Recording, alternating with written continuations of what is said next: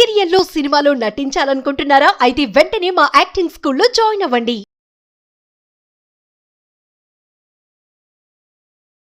నమస్కారం శంకరి గారు. నమస్తే సార్. సో బేసిక్గా చాలామంది చెప్తూ ఉంటారు చక్రస్ బ్యాలెన్స్ చేసుకోవడం వల్ల మనం ఫిజికల్గా, ఎమోషనల్గా, మెంటల్గా బాగుంటుంది అని. అసలు ఈ చక్రస్ బ్యాలెన్స్ చేసుకోవడం వల్ల ఆ ఫీలింగ్స్ ఏ విధంగా ఉంటాయి మేడం?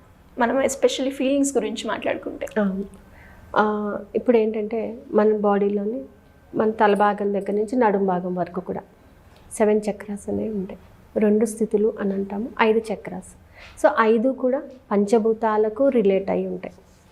ఓకే, ఇక్కడ మూలాధార చక్ర, స్వాదిష్టాన చక్ర, మణిపూరిక చక్ర, అనాహత చక్ర, విశుద్ధి చక్ర. ఈ 5 చక్రాస్ అంటే మన మెడ భాగం వరకు కూడా మనం చూసుకున్నట్లయితే పంచభూతాల యొక్క శక్తి ఇందులో ఇమిడి ఉంటుంది. మూలాధార చక్రంలో అయాం, నేను అని నిర్భయంగా నువ్వు చెప్పగలగాలి.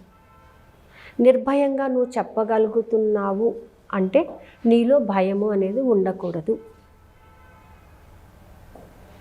మనిషి ఒక విషయాన్ని చెప్పడానికి కానీ మాట్లాడటానికి కానీ భయము అనే కాన్సెప్ట్ ఉండకూడదు తనలో. అంటే తను చాలా ధైర్యవంతుడు, ఐఎమ్ వెరీ స్ట్రాంగ్ అంటే నీలో నీ మీద నీకు స్టేబుల్ ఐడియాస్ ఉన్నప్పుడు ఆ కాన్ఫిడెన్స్ అనేది వస్తుంది.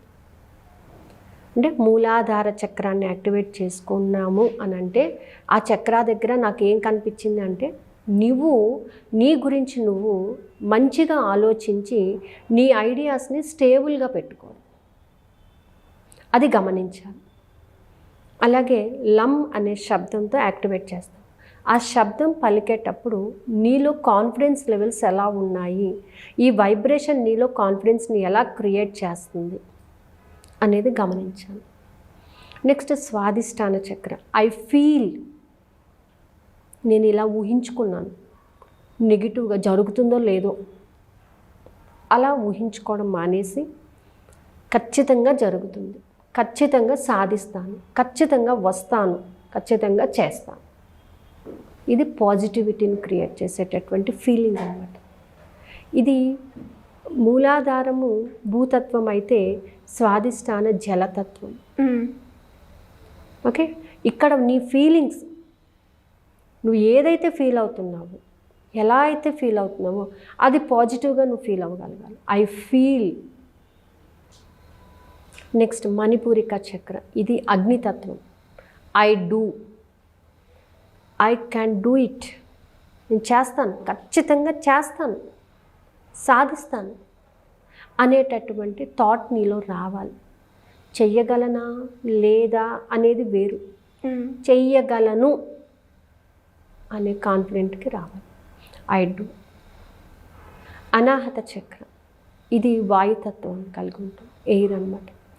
ఐ లవ్, నేను ప్రేమిస్తాను, కృతజ్ఞతాపూర్వకంగా ఉంటాను, ప్రతి ఒక్కరి పట్ల కృతజ్ఞతతో ప్రవర్తిస్తాను.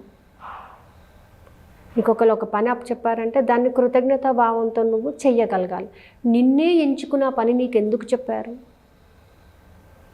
నువ్వు పని సాధించగలవు కాబట్టి, నువ్వు మాత్రమే ఆ పని చెయ్యగలవు కాబట్టి, నీకొక్కడికే ఆ సత్తా ఉంది కాబట్టి. Okay, I love to do that. దానిని ఇష్టపూర్వకంగా చేయండి. మీ సంకల్పాన్ని మీరు ఇష్టపూర్వకంగా పెట్టుకోండి, ఇష్టంతో పెట్టుకోండి.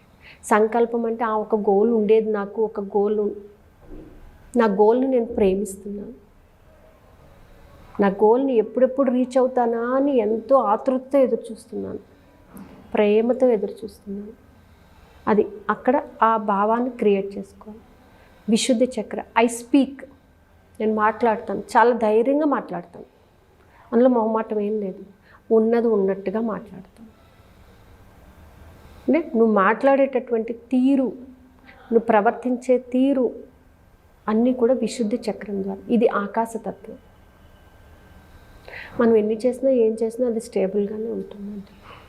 ఎండ రాని వాన రాని, ఇట్ హ్యాస్ నో డిస్టర్బెన్సెస్. ఆకాశం అలాగే ఉంటుంది, స్టెబిలిటీని కలిగే ఉంటుంది. ఓకే, నెక్స్ట్ త్రికుటి చక్ర. ఐ సీ, నేను ఏదైతే చూస్తున్నానో, దేన్నైతే చూస్తున్నానో దాని మీద ఫుల్ ఫోకస్తో ఉన్నాను. ఏదైతే నేను గమనిస్తున్నానో దానిని నేను స్కాన్ చేసుకోగలుగుతున్నాను. What is good and what is bad. Sahasrara స్థితి. ఐ థాట్, ఐ థింక్, నేను ఆలోచించగలుగుతున్నాను. ఇవన్నీ మనిషిలో ఎప్పుడు వస్తాయి? మనలో ఈ చక్రాస్ బ్యాలెన్స్ అయినప్పుడు. అబ్బాయి నేనేం ఆలోచించలేనండి, అసలు నాకు ఆలోచించాల్సిన ఉద్దేశమే లేదు అసలు. అలాంటప్పుడు నువ్వు ఏ నిర్ణయం తీసుకునేటటువంటి హక్కు కూడా లేదు. నువ్వు ఆలోచించే ఉద్దేశం లేనప్పుడు ఎటువంటి నిర్ణయం తీసుకునేటటువంటి హక్కు కూడా నీకు లేదు. సో ఇవన్నీ మనిషిలోని I do, I feel, I am, I feel, I do, I love, I speak, I see, I think. నీ సొంతంగా నువ్వు చేయాల్సినటువంటివి. సో అంటే వీటన్నిటిని నువ్వు బ్యాలెన్స్ చేసుకోవాల్సిందే. సో వాటిని మనం చక్రాస్గా చెప్పుకుని వాటిని బ్యాలెన్స్ చేస్తూ ఉంటాం. అంటే స్టెబిలిటీని డెవలప్ చేసుకుని ఎమోషన్స్ని కంట్రోల్ చేసుకుంటూ ఉంటాం అన్నమాట. సో చాలామంది ఫేస్లోని ఎమోషన్ ఎక్స్ప్రెస్ చేయాలా లేదా అనేటటువంటి ఆలోచనలు కూడా ఉంటుంటాయి. ఆ ఫీలింగ్స్ని ఎలా ఎక్స్ప్రెస్ చేసుకోవాలో తెలియక అది యారగెంట్ ఎమోషన్కి క్రియేట్ అయిపోతుంటాయి. ఫీలింగ్స్ ఎక్కువైపోయినాయి అనుకోండి, దాన్ని ఎక్స్ప్రెస్ చేసుకోలేనప్పుడు ఏమవుతుంది? ఎమోషన్ రూపంలో డిఫరెంట్గా వస్తుంటుంది. కరెక్ట్గా దానిని రీప్రొడ్యూస్ చేయలేకపోతుంటారు. సో అందుకని ఏంటంటే మనల్ని మనం బ్యాలెన్స్ చేసుకోవడానికి చక్ర యాక్టివేషన్ అనేది తీసుకుంటాం అన్నమాట. దీనికి మనకి ఏదో జరిగిపోతుంది అనేటటువంటి ఫీల్ అవసరం లేదు. మనం అందరం చదువుకున్నాము. సో వాటిని బ్యాలెన్స్ ఎలా చేసుకోవాలి, వాటిలో ఉన్నటువంటి ఎనర్జీని ఎలా ఉపయోగించుకోవాలి, మన లైఫ్ స్టైల్కి తగినట్టుగా మనం ఎలా జీవించాలి.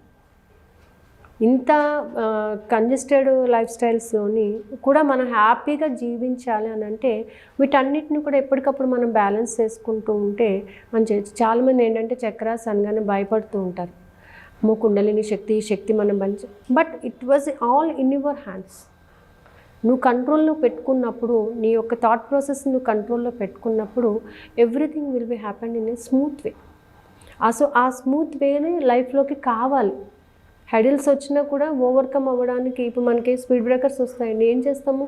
బ్రేక్ వేసి నెమ్మదిగా వెళ్తాము. అదే స్పీడ్లో వెళ్ళండి, ఏమవుతుంది? యాక్సిడెంట్స్ అవుతాయి. Plus you will be totally disturb. So ఎందుకు బ్రేక్ వేస్తున్నావు నువ్వు అక్కడ? బ్రేక్ అనేది ఎందుకు వేస్తున్నావు? నీకు తెలుసు ఆ స్పీడ్ బ్రేకర్ ఉంది, గట్టిగా వెళ్తే నువ్వు ఇబ్బంది పడతావు అని తెలుసు. లైఫ్లో కూడా అంతే.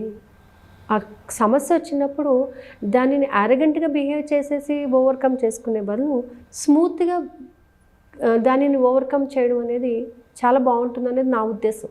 సో అందుకని ఏంటంటే ఈసారి మెడిటేషన్లో కూడా మనీ గురించి I'm sorry, please forgive me అనేది 51 times చాంట్ చేయడము, ఎవ్రీ టైం చెప్పినట్టుగానే చక్రాస్ మీద వర్క్ చేయడము కూడా జరుగుతుందండి. అండ్ ఎవ్రీ సండే చక్ర క్లీనింగ్ అనేది జరుగుతుంది అనమాట. ఆ చక్రాలో నువ్వు పెట్టుకున్నటువంటి భయాలు, నీ గోల్కి సంబంధించి నువ్వు పెట్టుకున్నటువంటి భయాలన్నింటినీ కూడా ఓవర్కమ్ చేసినట్లయితే రిజల్ట్ చాలా బాగుంటుందండి. సో ఎలా అప్రోచ్ అవ్వాలి మేడం? ఎప్పటి నుంచి? క్రింద స్క్రోల్ అవుతున్న నెంబర్ని కాంటాక్ట్ చేస్తే they will give the information. Classes వచ్చేసి 21st నుంచి మెడిటేషన్ అండి, అలాగే 23rd నుంచి టెక్నిక్స్ క్లాస్ వర్క్షాప్స్ స్టార్ట్ అవుతాయి అనమాట. ప్రతి ఒక్క టెక్నిక్కి 2 days చొప్పున వర్క్షాప్ జరుగుతుంది. అందులో ఏంటంటే నాకన్నా ఎక్కువ వీళ్ళే మాట్లాడతారు అన్నమాట. ఓకే. వాళ్ళ ఐడియాస్ని వాళ్ళు షేర్ చేసుకుంటూ ఉంటారు. అంటే వాళ్ళు చేసేటప్పుడు వాళ్ళకి వచ్చే డౌట్స్, ఆ డౌట్స్ని అలాగే పెట్టుకుని బ్లాక్ చేసుకునే వాళ్ళు కూడా ఉన్నారు, అడగడానికి భయపడి. సో వాటిని ఓవర్కమ్ చేసుకుంటూ ప్రతి టెక్నిక్ని కూడా వర్కౌట్ చేయాలి అనేది నా ఉద్దేశం అనమాట. Thank you madam. Thank you so much.